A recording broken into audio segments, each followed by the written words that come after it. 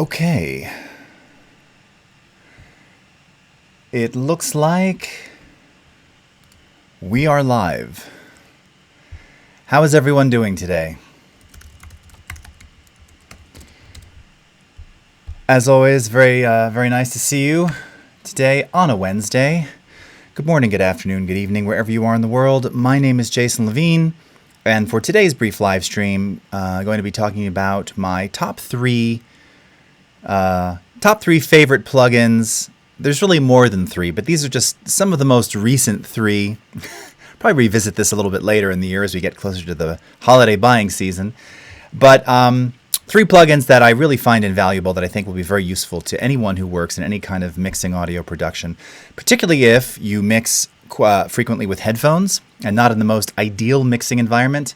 And if you kind of struggle with equalization a little bit, whether you struggle or you're really good at it, I'm going to show you a plugin that's great for that. And then another one, which is kind of a stylized type plugin, which can just add some warmth and a little bit of life and kind of set your audio apart from everybody else's. So as always, thank you so much for joining me on Facebook, YouTube, Twitter, Periscope, and Behance. We've got Mozaga, Renee Hernandez, Stanley, Juan Antonio, Israel, Esteban Hai, Nasir, Tom Harris, Anand, Pravin, Desiree, I Eat Cannabis, nice to see you, Eric Urbaniak, For My Life, Leonardo Favoretto, David Lewis, and Yafei. Great to see you. Okay, so let's go ahead and switch over and we'll get started, and then I'll take some questions afterwards. Now, again, this is not everything. There are many plugins. In fact, a couple people chimed in the chats and YouTube already. I have all the ones that you're mentioning over there, Eric, but I'm going to showcase a couple of specific ones, and one which many of you probably have not heard about. All right. So first and foremost, something that I get asked a lot is, what do you do if you're mixing in headphones? And is it okay to mix in headphones? And do you recommend mixing in headphones, et cetera, et cetera? So the short answer is, obviously, headphone mixing, it's challenging because depending upon the type of headphones you're working in particular, and unless you're used to sort of mixing and you've done a lot of mixing, it's very easy to overcompensate for things that your headphones fail at. In other words, I've got a lot of customers out there who are like, well, I use Beats headphones and I mix stuff and everything sounds great, and then I play it back and there's not enough bass. Or the reverse, which is often more common, I'm mixing in earbuds or sort of non-standard headphones and everything sounds great, and then I play it back and everything's very bassy or very muddy or very low mid-rangey. And how do I get around that? Well, naturally, of course, it all has to do with the environment you're in. So the room that I'm in here, it's a treated mixing studio, so there's no reflection.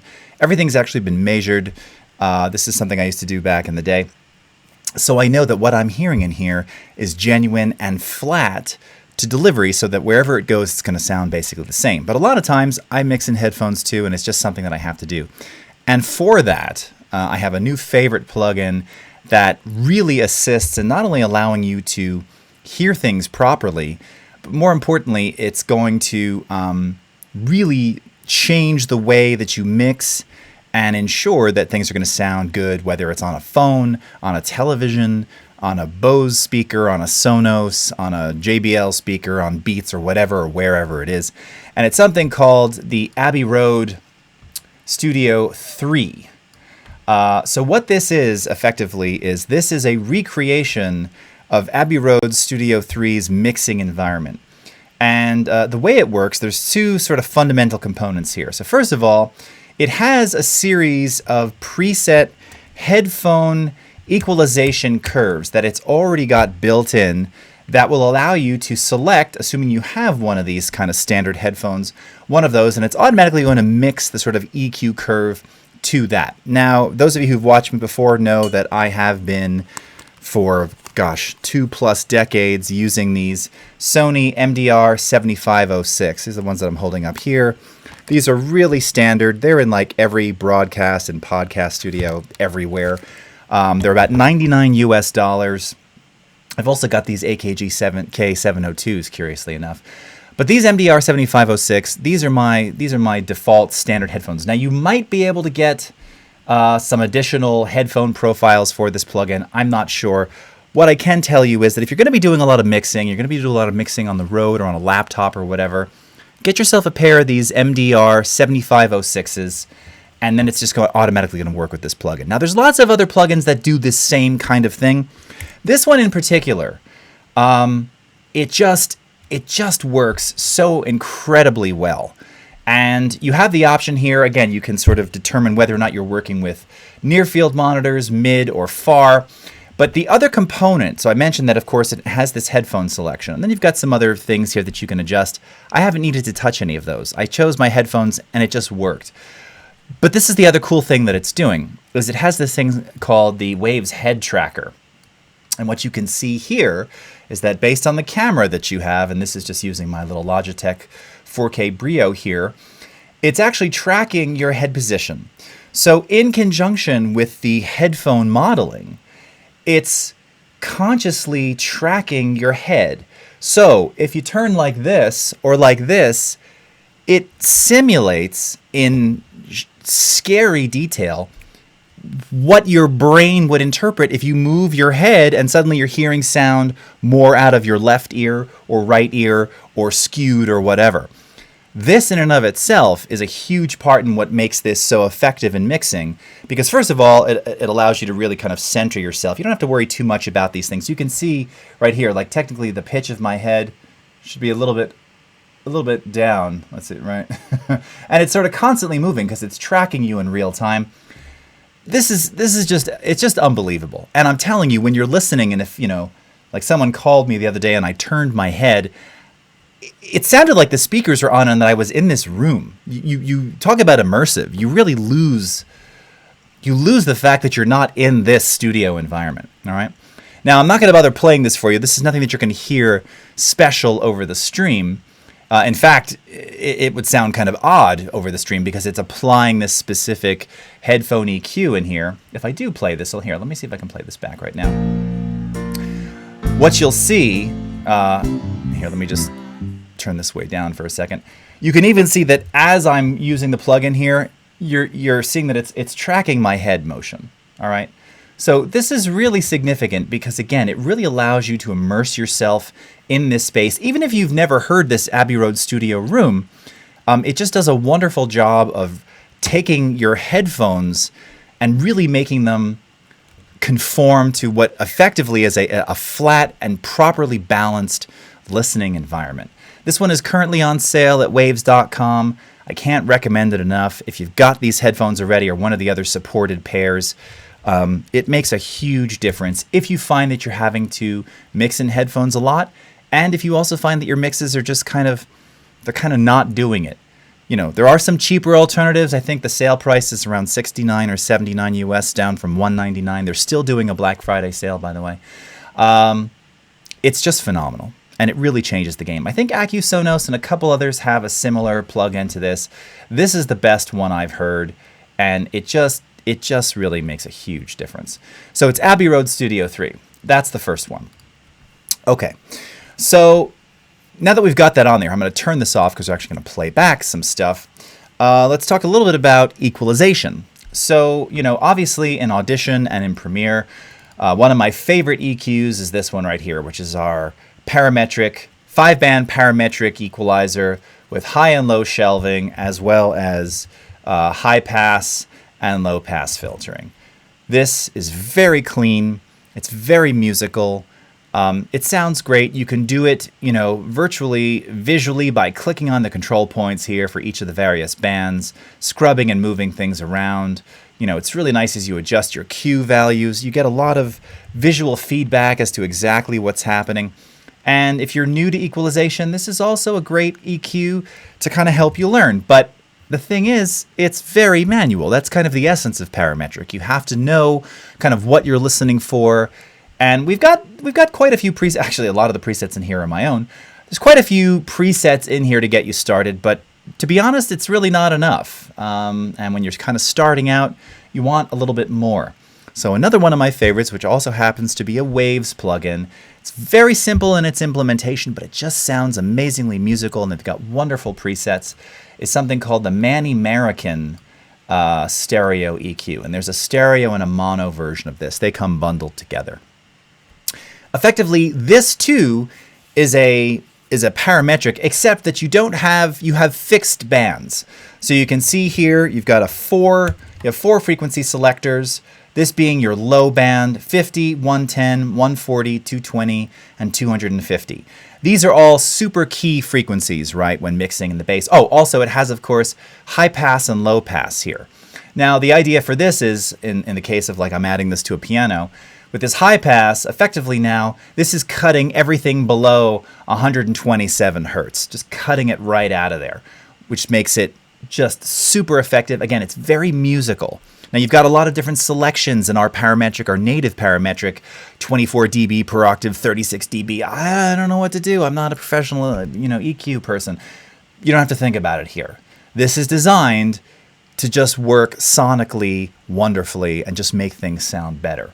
So you've got your low band here, your low mids, 250, 320, and 250. Again, that's where you tend to find a lot of that mud. 320, 315 is kind of a little golden frequency, particularly when you've got a lot of voices in a podcast and things are kind of multiplying. You're getting this weird, not so much a muffle, but just this weird, low, oversaturated kind of boominess. 320 hertz is a great way to kill that. It's factored in. 400, 800, and 1.5K. Then you've got your high band, or sort of mid-high, 800, 1.6, 3.2, 5K, and 8K for a little bit of presence. And then you have your high band here, which you can use either bell curve style or as a shelving filter, right? So in this case, we've got a 10K shelf, which means that everything above 10K will get accentuated here as opposed to focusing on 10K and adjacent frequencies. It's just incredibly musical sounding, and then you have the low pass here as well. Now, what makes this one particularly great is that you also have lots and lots of presets. Now, a lot of these are Manny Marroquin, he's a famous engineer, a lot of his own background vocals, bright female vocal, bright male vocal, a lot of musical things in here. But then you've got some additional very famous engineer presets kind of factored in here. And it's just a good way to get started. So in the case of this one here, I actually took one of these, maybe one of these piano presets in here. Let's see, is it under Tony Mazur? It's under Other, I think. Where was that one that I was just looking at? Or maybe it wasn't even in here. Oh yeah, here we go. Piano Presence. So I started with something like this Piano Presence preset and then tweaked it a little bit for myself. So take a quick listen here. This is my acoustic grand piano. We'll just listen to it raw first, and then I'll kick this EQ in and solo this.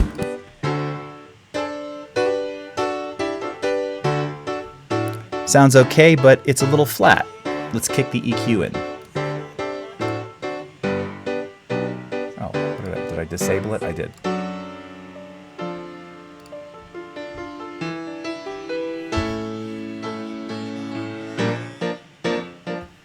Got some nice bite. Let's kill it. Sounds like there's a towel over it suddenly. Let's kick it back in. And let's kick it in with everything.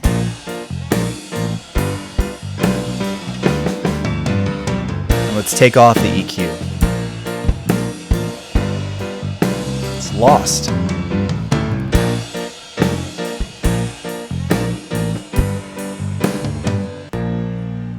Okay, so this is just a really, really wonderful sounding EQ.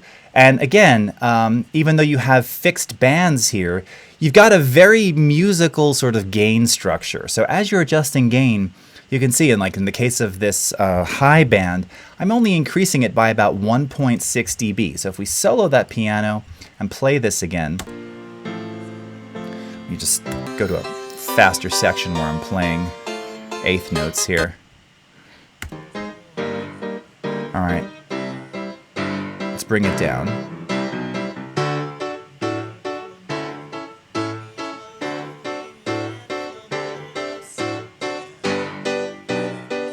Now, if you're listening over the stream, I mean, even half a dB, which typically you're not going to necessarily really perceive, you hear it here. It's just very obvious and very musical. Again, if we wanted to make this a little bit more shimmery, I might even go up to 12K, because 10 is still giving you a bit more of that bite. But I like a bit more of a bitey, present piano. I play very aggressively, so I like that, and it helps to kind of cut through the mix. This is great for voiceover. Again, it's got a lot of the key frequencies for voice, right? If you want to accentuate, I talk about that a lot of times on the stream, that kind of the Beatles Rubber Soul upper mid boost around 4.5, 5K. It's got that frequency built right into here. 1.6 and 3.2. Again, very key fundamentals for voiceover, for podcast. It's really wonderful. And again, as we mentioned, for voiceover, for dialogue, Killing the Mud, 320, 250, 140. You tend to get a lot of that. It's kind of a woof sound. You know, when you get that woof of bass, it's not to be confused with like proximity effect, but a lot of times if you look at frequency analysis, and you notice I always have this panel open in Audition, a lot of times with voiceover, if you're speaking on something like a Shure SM7B, which is a dynamic mic, which traditionally is going to have a lot of bass accentuation when you kind of eat the microphone, that 140 frequency is very critical, right? You're probably going to do a bit of cutting in there, because that's where things tend to get a little bit too warm, a little too saturated. So this Manny Marroquin EQ, it's on sale for $29 right now. It's awesome. Also, by the way, just want to point out, I have no ties to any of these plugin companies. I just like them. I buy them like all of you. So don't think there's no deal here in me telling you about it. I just like these, and this is what I use, and this is one of my favorites. And frankly, I go to this one so often, not because it's so simple, but it just does it. It just sounds great. Okay, so that's the Manny Marroquin stereo and mono EQ, available in VST, VST3, and AU. Of course, supported both in Audition and Premiere Pro. And then the last one that I wanted to showcase to you, it's actually two, but it still counts as three because it's kind of from two different vendors, is one called Tape. And I've shown this here on the stream before. This is by a company called Softube, Swedish company, and this is just one of my favorite plugins for adding some unique tape-like color, but not only the essence of tape, which includes things like noise and crosstalk and other things, but it really adds another dimension, another level of kind of warmth and originality to your mix. Whether you're mixing trailers, if you're doing podcasts, there are so many great things that you can get and benefits out of using this plugin. So first of all, let me just kind of show you how it works. It's very cool. You know, that's the other thing. The UI for all of these things, they're all doing this really cool, classic kind of modeling of the look of the machines as well, and they all just kind of function really cool. So when I start playing this back, right away you're not going to hear anything. It's not actually going through the tape because you have to start running it. So let's start playback. All right. And let's go ahead and run this. Stop it. Run it. Stop it. Run it. I know that's a goofy thing, but sometimes I just like doing that. I've actually recorded that sound in a loopback just to kind of get that. Now you can simulate that too with our pitch bender, by the way. But it's so real. I mean, it just really sounds quite like it.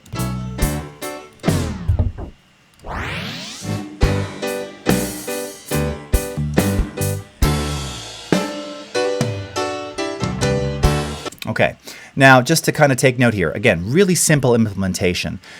You've got, first of all, your metering. So you have your total harmonic distortion and then the actual level of the program material going to tape. These VUs are very responsive. They function exactly like analog VU meters, and they are really going to tell you and indicate the type of sound, particularly where THD is concerned, in terms of how hard you're pushing the tape, all right? You've got 3 tape formulations here. Now, unlike the next one that I'm going to show you where they're called out specifically by formulation number, here it's A, B, and C. But it's the same kind of thing. You have, the sort of the red band here. This is going to be, think of it as your cheaper tape stock, okay? If anybody remembers in the analog cassette days where you had normal bias, chrome, and metal, think of A as normal bias, all right? And then you've got B, which is kind of your your chrome bias, which is largely my preferred one, and then C, which is theoretically the metal bias, which is kind of the highest end. All of the distortion that you'll ultimately create with this amount slider varies by tape formulation. It's going to sound different with each one of those. And then you've got the tape speed. Now this is what's so cool because, again, I'm sorry the UI is getting a little gritty because I'm zooming in here. So you've got 3 3/4. Okay. Oh, you also have 1 7/8. So that's cassette speed, 3 3/4 standard 1/4-inch tape machine speed, 7.5 again also standard, 15 IPS, 15 inches per second. That's kind of the studio standard, and then 30 IPS, which John Lennon famously once said, yes, we're running it at 30 so that the noise is cleaner, right? Because if you remember old tape reels, if you run it at 30, yes, theoretically it sounds a little better, but you also have less material that you can capture to a tape in terms of time, right? Because it's going that much faster. So each of these will give you a different overall sound. What I love about this too, again, lots of presets to get you started in here. In fact, you'll even see that in this particular one, they've got some vocal fatteners and soft saturation. I can't emphasize enough how great these are for podcasts. A lot of times, and so many people are recording podcasts with the Zoom devices, and they're using the headset style microphones. Some are using more traditional XLR style mics. I just saw a whole thing talking about Blue Yetis and, the love-hate that people have with the Blue Yeti. I'm not a fan myself of its sound, but my point of that is that a lot of those microphones and a lot of those capture devices, they're very clean. They tend to be a bit bright. They tend to sound a little crunchy. And how do you kind of take the edge off? Well, yes, you can do some of that with EQ, but maybe you're over EQing it. Maybe it doesn't actually need to be EQ'd. You just need to take the edge off, and bouncing it to tape can take that edge off. And this is a great preset to kind of do that. So you can start with the preset here. We can play this back. Again, you're going to use your level meters here. Notice it's using the sort of normal bias stock. This looks a little bit hot. We might want to adjust our levels. Not a lot of total harmonic distortion, as you can see, but running it pretty hot, right? Probably about 80% here, give or take. And then you've got the ability to add things like crosstalk, which if you're listening in stereo right now, you will hear. You've also got your speed stability here, so a little bit of wobble, a little bit of flutter.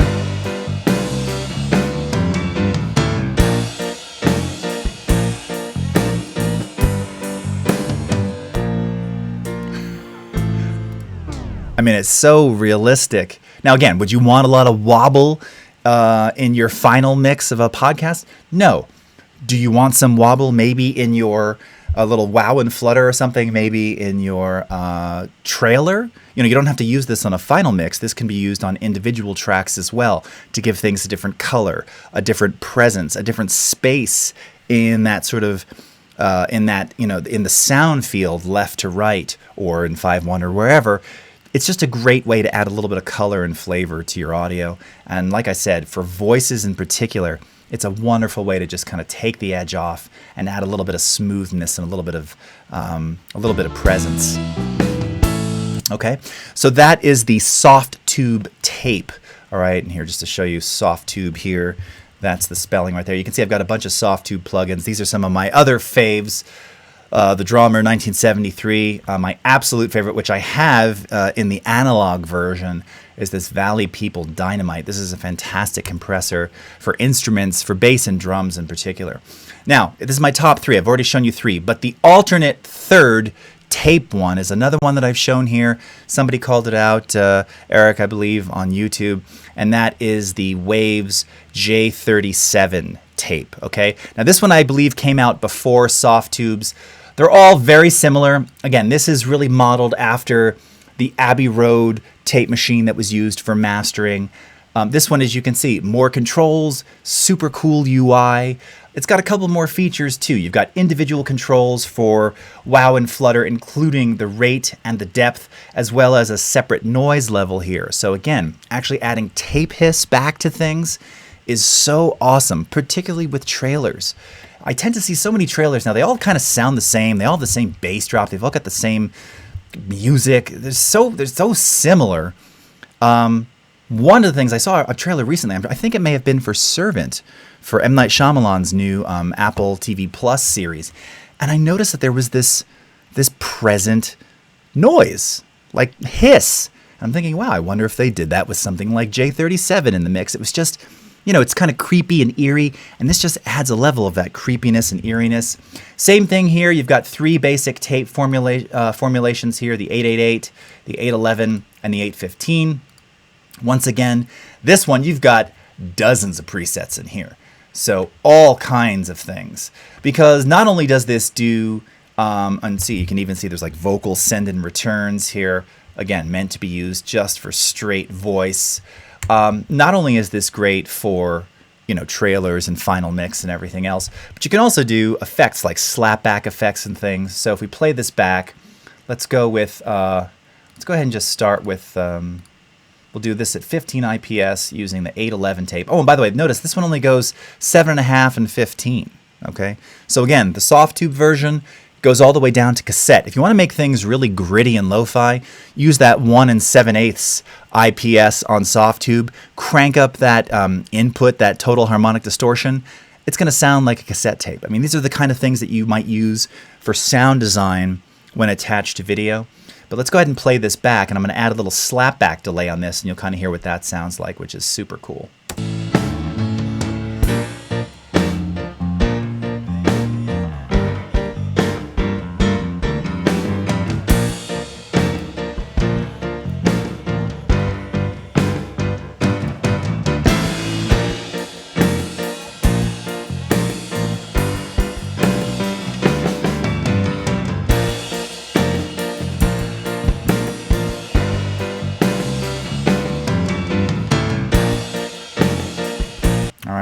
And by the way, I don't know if any of you are John Lennon fans or fans of his early 70s stuff that he did a lot with Phil Spector, but they tend to use a lot of tape slapback on drums. In fact, the Imagine album, 1971, has a ton of that. And you can really simulate that super easily and very, very naturally using this slapback delay here. Again, you've also got high pass and low pass filtering. You can also do with feedback, so multiple taps, right? A slapback is one tap here, and then ping-ponging left, right. Just really cool, really effective. Again, if we turn some of that off here and maybe just add a little bit of tape hiss. Now, if you're in headphones, you're probably not going to hear it over the stream, but I'll just start adding some hiss here. Going to let you hear what that sounds like, and a little bit of tape saturation as well.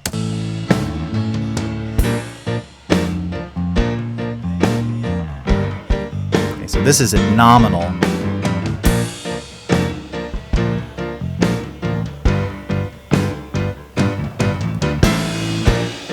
And if we switch it to 7.5.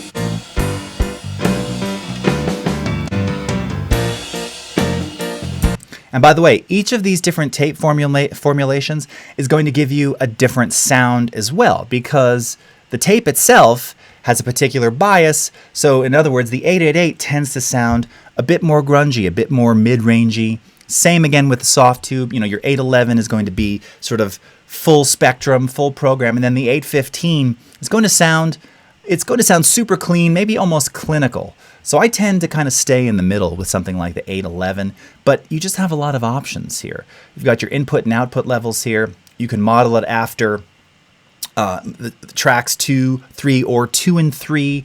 Again, adjustable wow and flutter here. We can turn some of that on. Rate and depth. Let's add a little bit of wow here. So just adjust the depth control and then slow it down.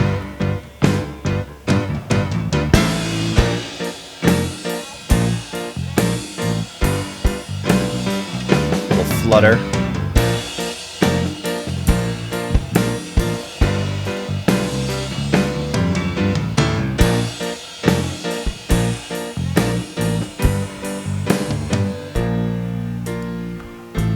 All right, let's bring this back here.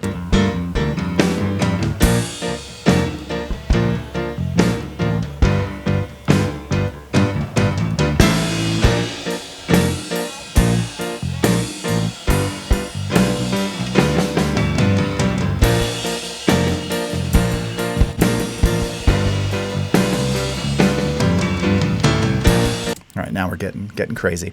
You get the idea. All right. So tape J37. Again, this one is also on sale, I believe. In fact, here, if we go, so here's the Manny Marroquin right here. Yeah, you can see it's on sale for $29 on Waves. Let's see if I can go back to the beginning here. Tape is also on sale. It's a super popular one, so that one you can typically find all the time. But you can see all these plugins are available now. They're still kind of carrying this over. It's so good. Oh yeah, so $34. All right. Normally $2.99. So this one is great. There's so many various options here. I really recommend you check them out. So those are my top 3 fave in the moment. Can't live without plugins. And I invite you to check those out as well, just to give your mixes, a little bit of life, a little bit of color, a little bit of difference. Now, one other thing I want to point out with regard to that Abbey Road Studio 3 listening monitoring plugin. One of the key ways to make that work really effectively if you're mixing with headphones is to make sure that you have good reference listening tracks. And I'm going to pull one up for you here. I've been using the same reference tracks for a very long time, and anybody who's watched me on stream probably knows a couple of them. First and foremost, my number 1 most commonly used reference track is the song Babylon Sisters by Steely Dan. It's an incredible recording. It was done by my friend and mentor, Roger Nichols. And it sounds like this. I'm just going to play a second because I don't want to get this flagged on all the various networks here. All right. But it's just an incredible recording.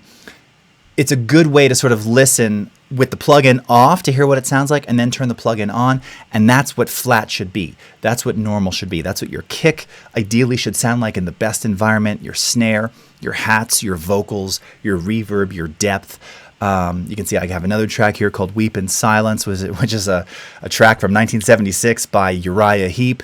It's a wonderful recording, great wide stereo, and it's a track that I know really, really well and know the sound of in an ideal listening environment. So when I put on the headphones and I put on that Abbey Road listening plugin, it just allows me to hear what it really sounds like. So when I start mixing my stuff, I know that it's going to be just right. Okay, let's go over to some of the chats here and see what we got. All right, we'll start over on YouTube. All right, Mr. Echo, thank you very much. Hassan Jama, great to see you. Lucifer from Scotland. Romy, how are you doing? All right, you're editing a trailer montage, and there's a very quiet part in the song around -22, while the loudness is -6. How can I compress it without squashing the song dynamics and ruining it? Yeah, well, that's the thing. With trailers, Romy, I mean, the truth is, if you watch any modern trailer now, you're not going to have a 16 decibel change in listening level. You just don't. So, I mean, ultimately, if you're adding multiband compression at the end, you're going to lose a little bit of that dynamic range. But that doesn't mean that it has to be, I've talked about this before, where with certain mixes, like the original, I think it was the original Keanu Reeves. There were 3 of them. The Matrix. One of the things that I remember about that film and the Blu-ray, DVD, whatever, was that, the whispering, and there's a lot of like soft, quiet talking, and the sound design, it's all really kind of the same. Yes, there are moments that jar you, but it's wonderfully mixed because you still get this sense of quiet, but quiet pushed up front, and then, the sound design and the music and everything, it's not so overdone. It's kind of, there's some dynamic range, but not just squashed and destroyed. So you just want to be careful when you're adding that multiband compression, and really that happens at the end. So when you're doing the mix, it's nice to have that differentiation. Although again, 16 decibels, it's kind of a lot to ask for in a trailer. But when you add that final compression, that final limiting, you're going to kind of minimize that distance just so that it really pops out enough. If it's killing a little bit too much of it for you, you can make adjustments. But for trailers, you kind of want them to be somewhat uniformly loud, all right? Eric, you'll be getting Studio 3 on the next sale. Oh yeah, it's so worth it. Absolutely love that. Okay, Romy's got another one. If I mix in 5.1 in Premiere and I create a bus submix, do I need to open it on mono or 5.1? Some of the sound effects are stereo and some mono. That's a great question. So if you're creating a bus that has one of the 5.1 effects in it, in that case, yes, you would use a 5.1 track to contain that. If you're trying to do sort of discrete positioning of a specific sound, you'll want to do, the file itself can be mono, but you want to place it on a 5.1 track so that you have the freedom to move it around, because otherwise it's only going to go to the front, left, and right. Now, something that I showed last week in Audition is that we now have the ability to reroute stereo effects to any channels in a 5.1 environment. So you could have an effect on a stereo track that instead of having the reverb of that effect go to the front, left, and right, you can actually have it go to the left surround, right surround, but have the dry signal in the front or whatever. So you've got a couple of options there. But yes, in general, if you're going to be using mono, multi-track mono, or stereo media in a 5.1 environment, and you want it to be discrete or have the ability to move between the channels, you'll want it to be on a 5.1 track, because otherwise it's just going to focus on front, left, and right. Aaron Cook, for equalizers and compressors, have you played around with any of the AI-enabled or machine learning plugins like Sonable, Gullfloss, or Isotope? I've only played with some of the Isotope ones. Truthfully, Aaron, they're definitely getting better. I'm still kind of, look, for anything, whether you're using AI or not, and I've talked about this with regard to auto reframe and auto ducking with some of our in Essential Sound with Audition and Premiere Pro. There's always room for tweaks and improvements. So if they get you kind of most of the way there, great. For a real specific mix, like my new song that's coming out on the 13th, by the way, Fear the Q-Tip, I had to do a lot of really sort of clinical EQ. So there just wasn't any AI that's going to nail it for me. I can hear what I need to remove or tweak or fix, so I just go for it. And then again, if you have kind of a go-to EQ, you can more easily kind of achieve that. I think that makes sense. But honestly, again, a lot of the stuff that Isotope's doing, I'm not familiar with Gullfoss. They're great. They're shockingly good and far better than the stuff that you heard even a couple of years ago. David Lewis, I'd love a full demo on the Manny plugin. Oh, cool. Okay, yeah, I can do that at another time. Definitely. Again, I just used it. It's all over my Fear the Q-Tip mix for both vocals and instruments. So that would be no problem. You got it. Thank you, David. Thank you, Romy. Thank you, Aaron, Lucifer, and Mr. Echo. All right, let's go over to Facebook and see what we've got in here. All right, Philip, good to see you. Quevedo from Tijuana. Angel Cruz. Nicole Daly. Woo, what's up? All right, Trax. Che King in from Chicago. Nice to see you. Hugo Vega. Keith Owen. Editing in Southern Utah. Nazmul watching from BD. DJ Climax, what's up? Ben Video Lab from Italia. Joe Lee, hello.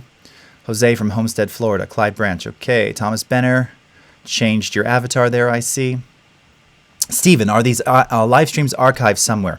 Absolutely. You can watch them on Facebook. You can watch them on YouTube. You can watch them on my Twitter Periscope. HV Digital Marketing, nice to see you. Abdullah. All right, Kevin. All right, Abdullah, how can we treat an audio and make it better when mic audio is down or 0 and it is recorded on general mic of a camera? Yes, well, Abdullah, now that's another stream. Actually, I was planning on doing that this Friday because I get asked that a lot. The truth is, if you're getting, so basically you don't have direct mic sound, you don't have secondary, you're capturing it off of the camera, there's distance. There's going to be some limitations there. And that's where you can leverage some things like the new de-reverb and de-noise in Audition, which here I can just pull up real quickly to effectively get rid of some of the undoubtedly encountered room ambience and distance from the speaker to the mic. So this is the de-reverb effect. You can find it under noise reduction restoration.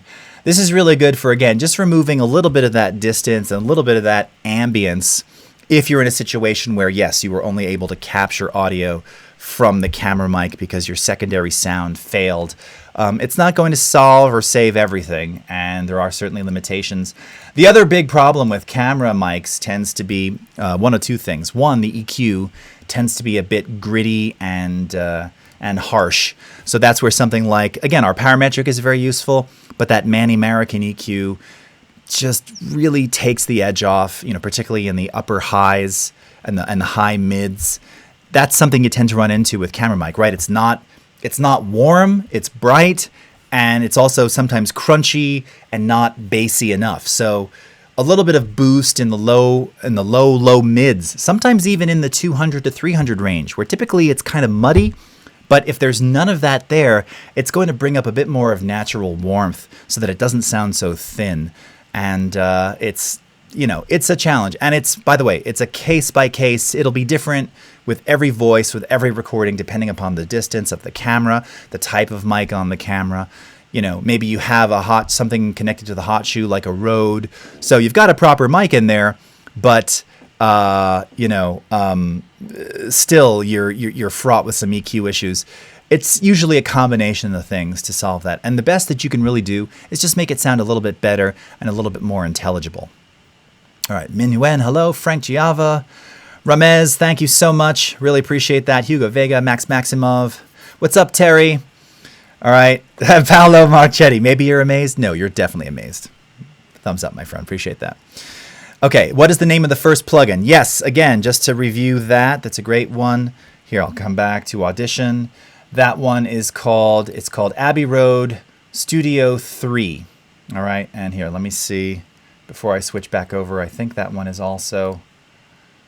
Is this on that first page? Just give me a second. I'm just looking for it for you here.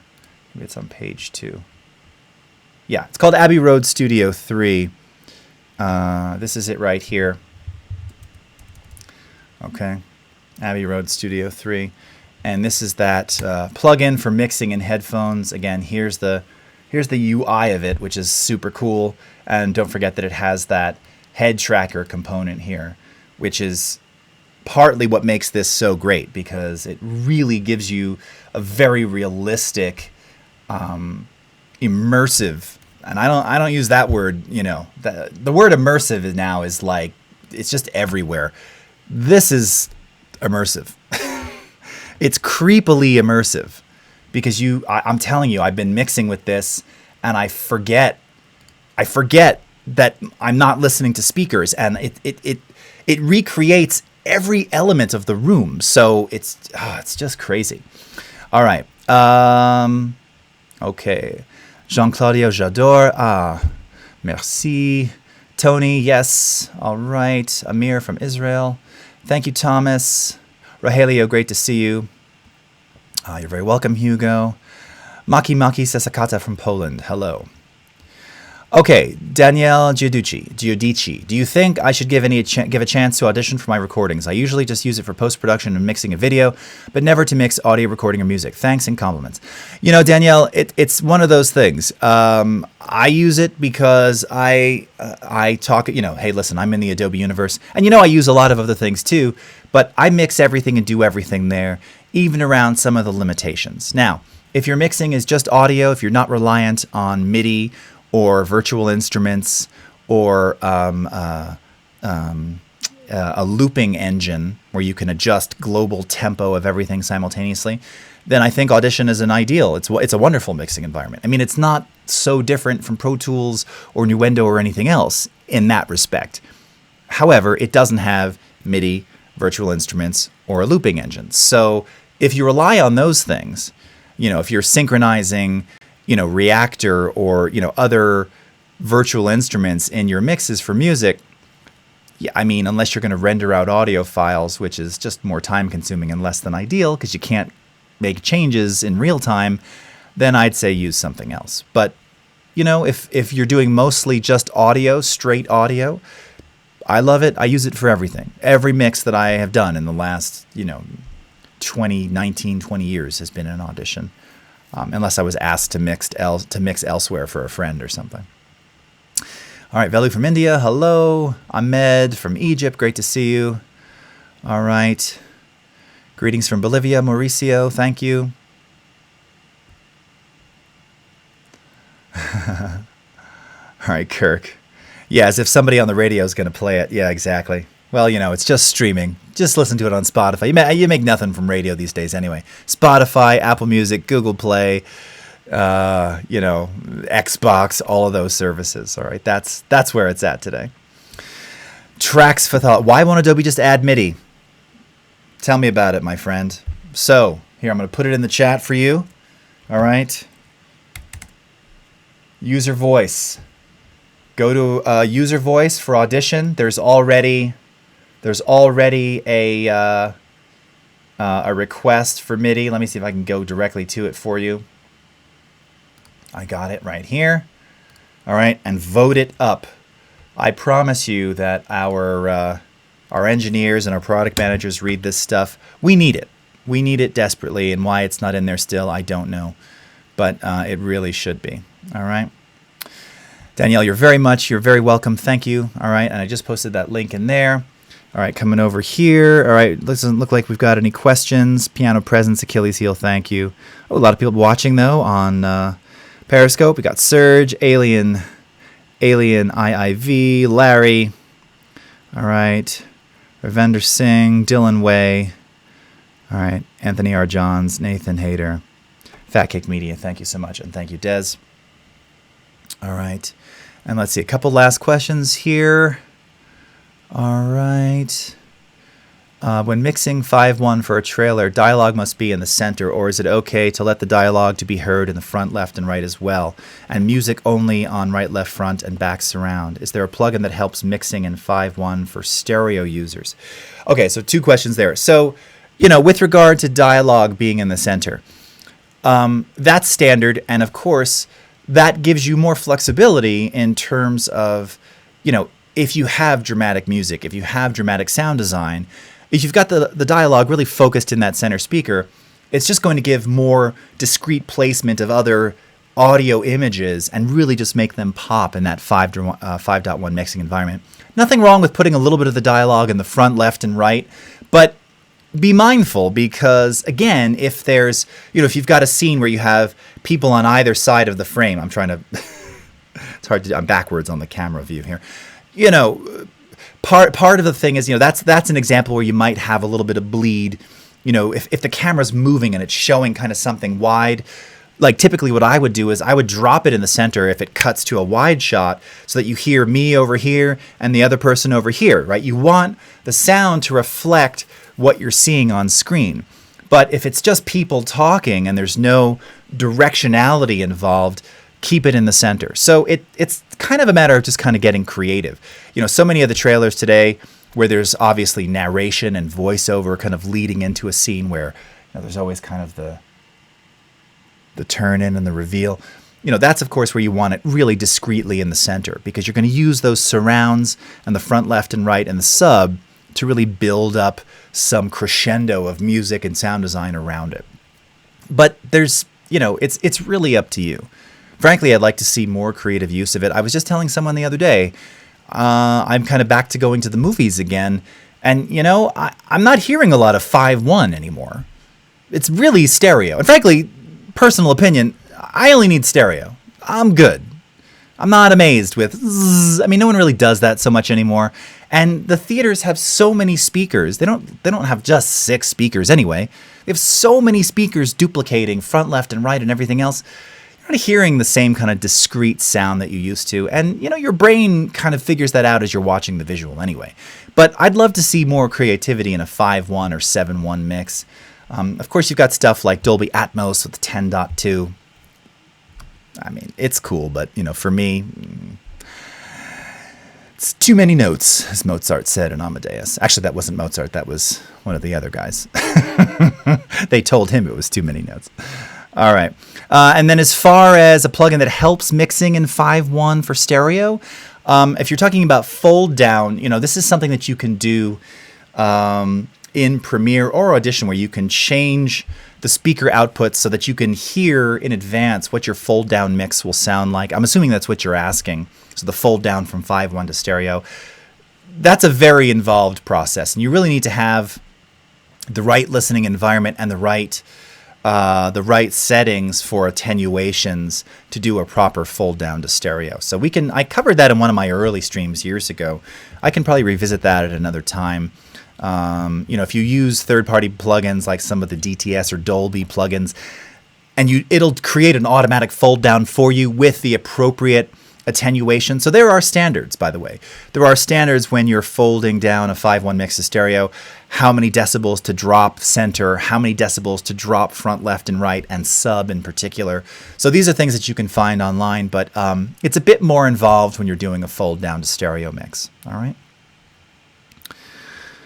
F. Smittick, you recently started using Audition for mixing in multitrack mode. Awesome. Love hearing that. I mean, again, it's a great mixer, and it's not so different from everything else you've experienced in others, except that it just has some limitations. All right. MD coming in from UAE. Oh, much love, my friend. All right. Trax, you got it. Thank you. Sanjeet from India. Much appreciated. All right, everyone. And Miles from North Devon. All right. Well, thank you so much for joining me. Again, the archive of this will be available immediately on Facebook, on Twitter Periscope, on YouTube. So until tomorrow, where I will be on the Creative Cloud Facebook page, but also on Behance, Facebook, and YouTube, and Twitter Periscope. Have a great rest of your morning, afternoon, evening, wherever you are in the world, and we'll see you again next time. Thanks for watching, everybody. Bye-bye.